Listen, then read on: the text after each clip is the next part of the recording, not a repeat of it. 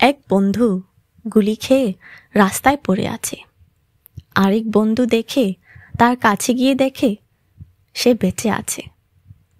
তাকে ধরে টেনে কোথাও নিয়ে যাওয়ার চেষ্টা করছিল, পারছিল না। পুলিশ দেখে ফেলল। 15-20 জন পুলিশ দৌড়ে আসলো। ওই ছেলেটার বুকে আবার গুলি ছুটতে লাগলো।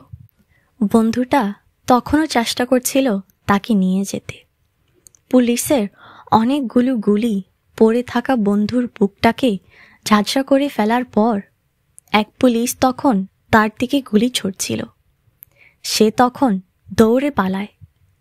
জানি না সে বেঁচে আছে কিনা। কতজন মারা গেছে কোনো হিসাব নেই, কতজন ইনজার্ড হয়েছে কোনো হিসাব নেই। Army, RAB, BGB, police, Chhatra League সবাই মিলে যুদ্ধ করছে, মারছে। কার বিরুদ্ধে আপনাদের এই যুদ্ধ? কার টাকায় কেনা গুলি? কার উপর মারছেন? কে করবে এই প্রশ্ন? কাকে করবে এই প্রশ্ন? কে দেবে এর উত্তর?